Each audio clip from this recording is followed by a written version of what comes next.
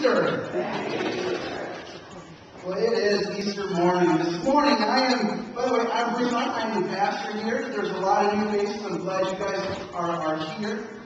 This morning we are going to start a brand new series called God is Closer Than You Think.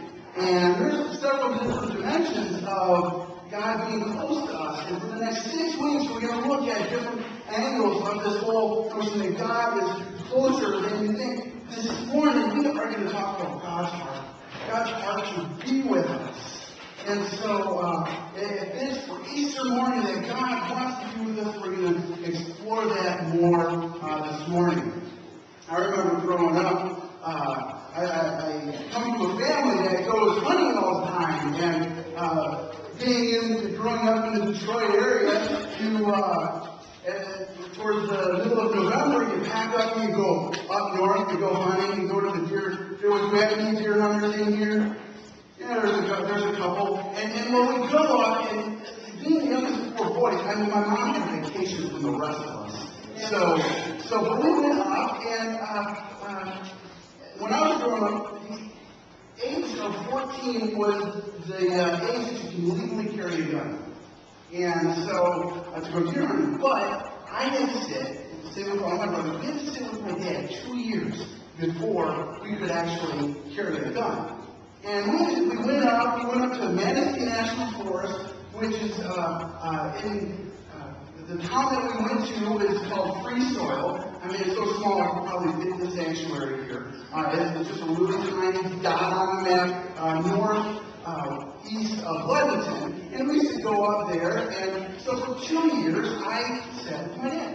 And he shared the lay of the land of the forest and where we hunt. And there's different landmarks in the woods that we had. There was years ago, there was a porcupine that was on a little mountain, or a hill that kind of stretched, so they called it a ridge. And so they called this ridge Porcupine Ridge. We were really creative. And at the end of Porcupine Ridge, there was this deer blind built by this guy years ago, and he just really built up this blind big time. And it's still standing today. And his name was George. And so the spot was George's blind. Like I said, we were really creative. Across our camp, the National Forester came in and they cut down a whole bunch of trees. And so we called that the clear cut. And then we went north of our camp. There was this old chicken ranch, so we called that area the chicken ranch.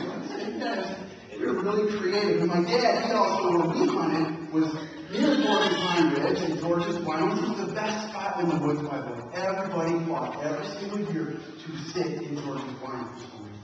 And so my dad built the blind. It wasn't as sturdy as George's Blind, but it was in that same area. My dad's name is Herb, so it was called Herb's Blind. So, I mean, we were just really, the creativity juices were just flowing in our family when we created this.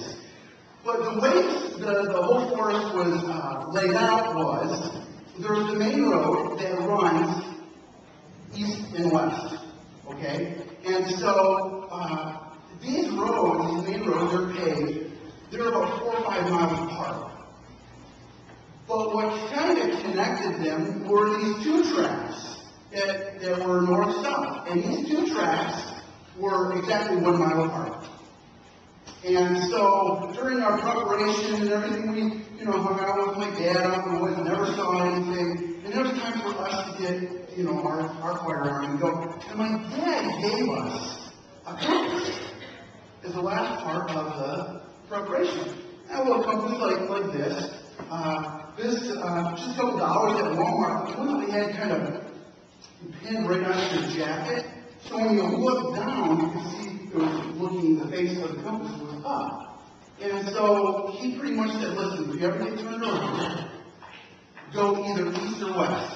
You're less than a mile away from the 2 track. And then what you need to do is once you get to one of these 2 tracks, go south, because that's the paved road. And then you get the paved road and you can find your way back to camp. He goes, don't go north, because there's nothing really, the two-track kind of fizzle out after about a mile and a half. In fact, the two-track kind of ended at the chicken ranch. And that was like the northern part of our area that we went. And so he said, wherever you are, you're less than a mile away. And I usually hunted west of our camp. So if I ever got turned around, I would go east and get the two-track that the camp was actually on, so I would not walk as much. But I found out that I stink at hunting. I'm probably the world's worst hunter, and that's probably why I don't hunt anymore. Because in Michigan, it's kind of hot. We have, in November, it can be like 60, 70 degrees out. And we go out, and it's crack of dawn. It's actually before dawn. It's still dark out. We go to our blinds and everything. And, you know, every single time I sit down, within 5 minutes, I was asleep. Woke up, hey, wow, look at that, it's 10 o'clock, time to go in, and, you know, I just slept. And that was really during the warm weather. During the cold weather, I slept until 9. But in the cold weather, I would get out there and I'd sleep and wake up. Warm or cold weather, I'd get bored out of my mind. In the cold weather, I was just plain cold. In warm weather, I was really bored.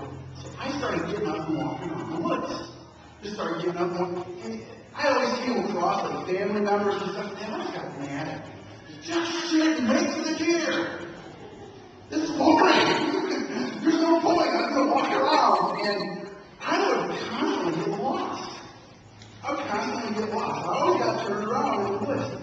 And there were times that, I looked at my compass, and within half hour, I was back at camp. But there were also times that, I don't need compass. I know exactly where I'm at. And I would wander in the woods for like an hour and a half, 2 hours. And I'd be completely turned around. And I'm thinking about this, and this is like our relationship with God. Isn't it? We all find ourselves in the woods sometimes. And I know in my life, in my relationship with God, when I decide to look at the compass, I get back on track. But there's a lot of times that I try to do it myself. And I'm wandering in the woods, and I'm lost, and it's dark, and there's no trail, there's no nothing, and I get frustrated, and I get tired. My question for you this morning is, how many of you are lost in the woods? How many of you are lost in the middle of the woods? Every single one of us will go through the woods in our life. Eventually we will. And you may be right now in the middle of the woods wondering which way to turn. You have no clue. You're frustrated. You're tired. You just want to get out of the woods. And you're scared. Circumstances put us in the woods all the time in our life. It could be a divorce, a job loss, a rebellious child. Some of us are battling loneliness. And that puts us in the woods of life. It could be some addiction. It could be anything. It's numerous. What puts us in the woods of life? Some of us, we have a relationship with Jesus. We are followers of Christ. And you haven't looked at your compass in a while. And you're in the woods and you're frustrated. Some here don't have a relationship with Christ.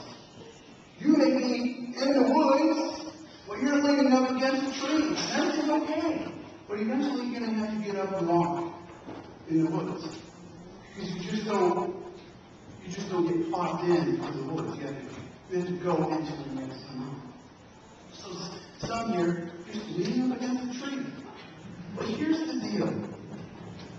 Here's the encouragement for us this morning. It's God has His desire and His plan leads us to eternity. No matter where you're at.